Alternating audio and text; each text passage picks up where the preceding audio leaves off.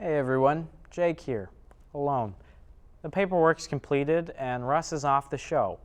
Forever. I gave him chances to come back, but he wouldn't pick up his phone or answer my desperate cries outside his condo.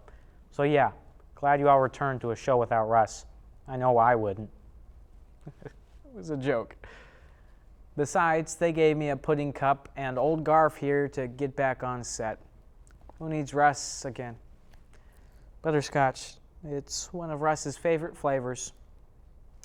Sorry, I'll put this disgusting flavor for perverts down. Producer Greg, are you trying to poison me?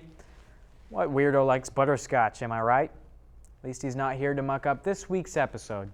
See, while picking out classic Cable 8 programming to archive, we found shows a little too short and confused to fill a whole show.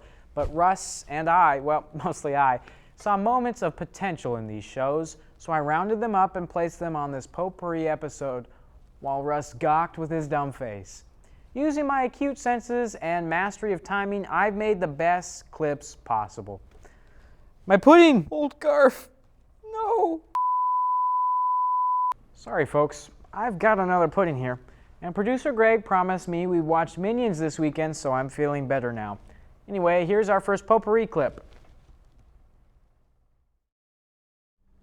Señoras y señores, hola y bienvenidos a Tiempo de Telenovela, el programa donde discutimos todo lo que pasa en los mundos de las telenovelas. Yo soy Humberto Delgado y aquí, a mi derecha, es mi buen amigo y compañero, Connor. Wait, is this show in Spanish? Pues por supuesto, amigo. Esto es el primer programa que aparece en el nuevo canal Cable 8.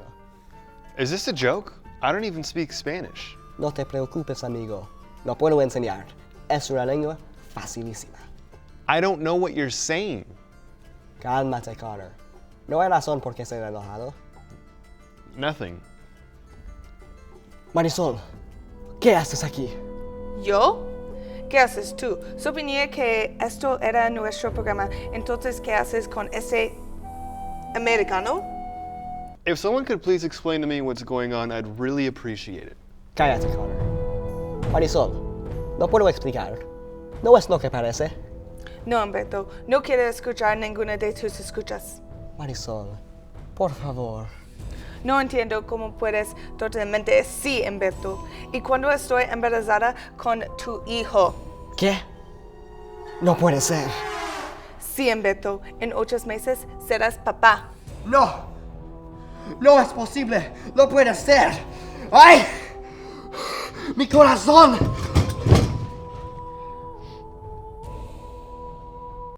Can someone please get me a translator or something? It would be really nice to know what's going on here. Cállate, cochino.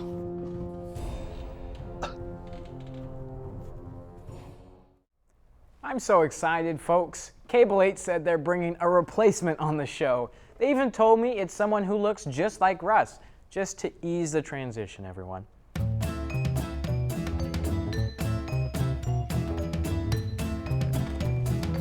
Who is this hideous man? He doesn't look anything like Russ. He looks like some goon you picked up off the street. Shame on you for what you've done. Thinking you could replace Russ Walsh? Leave my set immediately, you sad, weird pervert. Well, that was meta. Sorry, I misspoke. That was metaphorical of the state of this train wreck. At least we have this next clip coming up. The real Russ would have thought this was great. Well, hello there. My name is Samuel Schwartz. And I'm Ruth Hirschberger.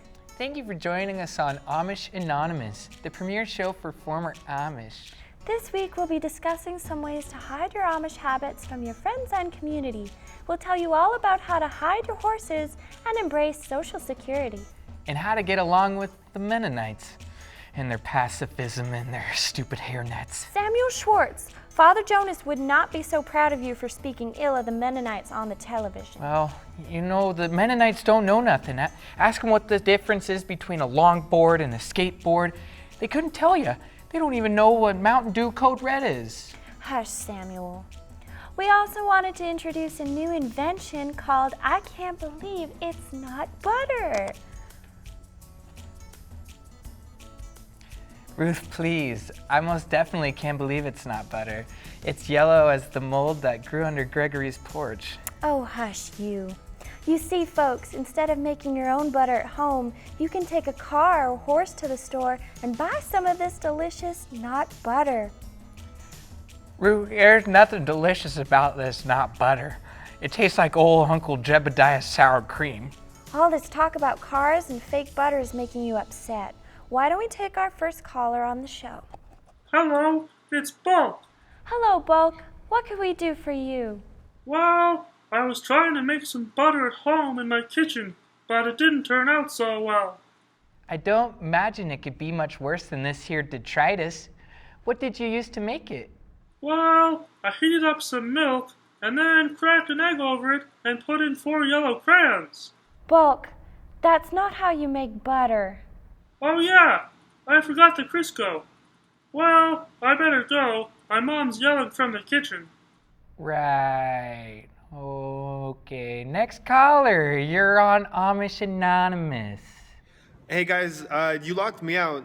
I'm the third host that was supposed to be on the show tonight, but you two locked me out. Oh yeah, I remember you.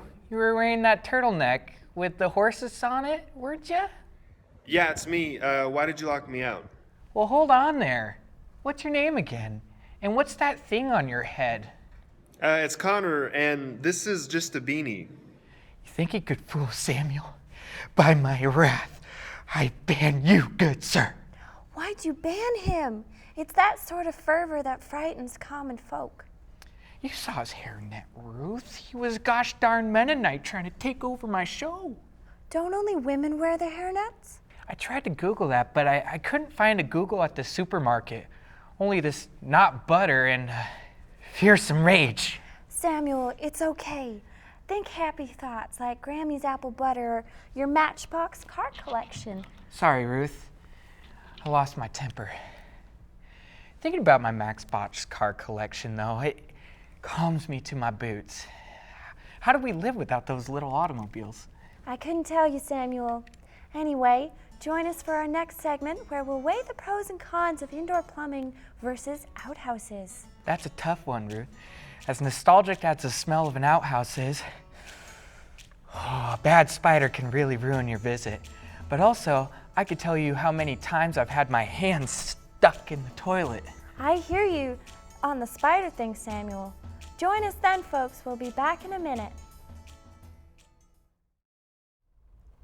Folks, I've got great news. My beautiful and wonderful girlfriend Belinda here is covering for Russ.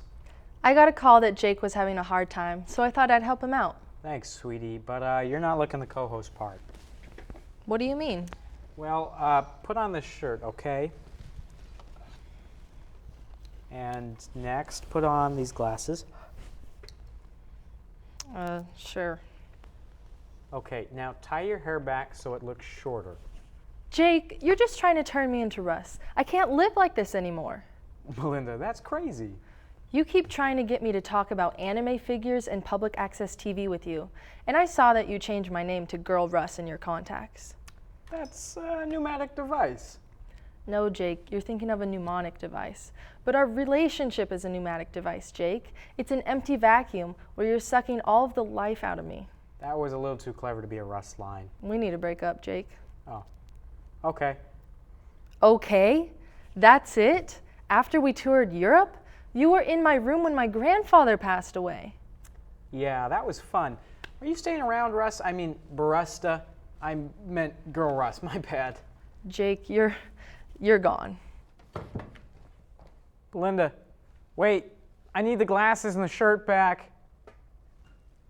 Well, folks, here's the final clip of the show. I'm sure it's been a lot of fun for you guys. Not me. This has been a terrible nightmare. See you soon.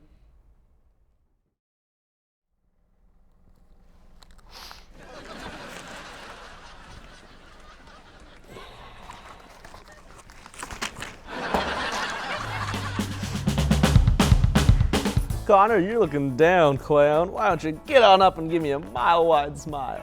Robbie, I feel sick. Sick with the blues? Well, I'm gonna give you a case of the greens, which means go, buddy. Welcome to a nightmare. An empty void where none can hear my screams. Every Wednesday, join me and my best bud in the funniest and, dare I say it, charmingest little program you'd ever seen. Welcome to Robbie Top's Jolly Fun Time Laugh Along, now with my best bud, Connor. You're not my friend. That's right, Connor. I'm your best bud, just like I said earlier. Were you created just to torture me? Connor, you silly goose. Though I've been told by some that my poetry is offensively good. Offensively good at hurting my internal organs. It can be a bit of a gut punch, like the poem I got here. Might make you tear up a little bit, buddy o' mine. It wouldn't be the first time I've started crying spontaneously on the show, because you're terrible. Connor, hosting with you is an honor. You're so smart, you make me feel like a stinky fart. Connor, you're awfully cool. You make any host look like a fool. Connor, you make anything good. And that's why you're my best bud. I'm sorry, I wasn't paying attention. I found some Skittles in my pocket and ate them. They had a terrible, sweaty, linty taste. Don't worry about it, Connor. I would just love it if you would start the next segment. Am I reading what's on the teleprompter right? Don't tell me you did this to me. That's right, bud. The segment you've been waiting for. Connor's Horse and Pony Show? Why the long face, buddy? This is the segment for you. You get to say whatever you want, pal. I hate horses. No, you don't. I used to love horses. I respected them. They work so hard, they help people do amazing things that they normally couldn't. They get disrespected at every turn, and yet they keep on running. I just thought you'd like the pretty hair. But I've come to realize horses are stupid. They work so hard only to be laughed at, and the only people who are allowed to like them are 8-year-old girls and middle-aged gamblers at the track. Hey, man. Love is never a gamble. Love is always a gamble, Robbie. I turn to these people looking for something deeper, and they just insult and attack me. For years, it's never ended. I've never attacked you, Connor. I mean, Robbie, you're just setting me up for a trap. No, Connor. This is the laugh along, not the laugh at long. I mean, really? You seriously want me to be your co-host? No. Oh. I want you to be my friend. Well, wow, okay. I'm just happy to work on the show, pal. Well, partner, what's your first order as co-captain of this? Well, first things first, we need to work on the sound mix. Some of your highs are a little bright, but that's just me personally. Is something wrong? It's not bad. I just think it's a little uneven at parts. Audio is 90% of video. I mean, it's not even the worst part of the show. I'm still not even really sure what the premise is about. Oh, blame me, producer Greg. Blame me. I'm not some idiot who keeps a horse on the wall like a poster. I get what's going on here. He's crying to make me look bad. My pain? My sadness? Fine. It's my fault. Whatever. I'm done with this show, this whole station. I get bullied all the time, and when I mess up once, I still get in trouble. I'm leaving, for good. You're not gonna see me around anymore. I'm done. Peace.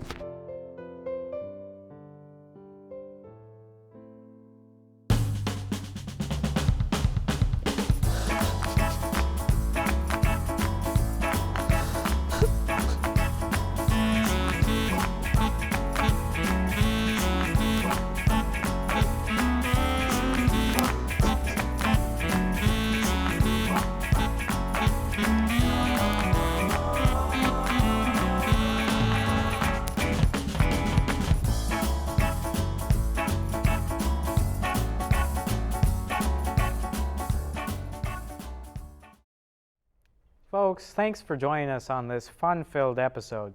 So far, all of the episodes have been treasured memories for me. The times we spent together, the laughs we shared, the shows we've watched. But I can't go on like this. I love public access television from the bottom of my heart, but I just can't keep this up. It just hurts too much.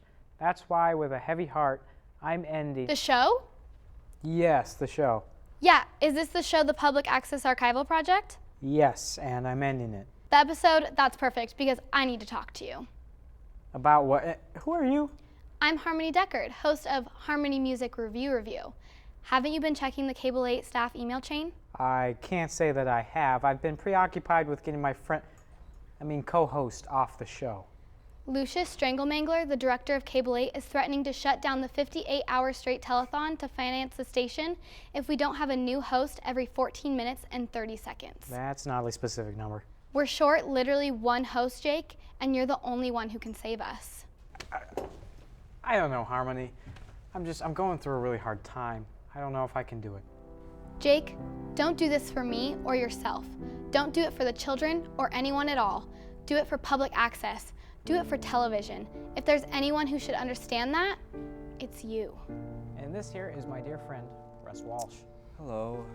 You're right. Let's do this.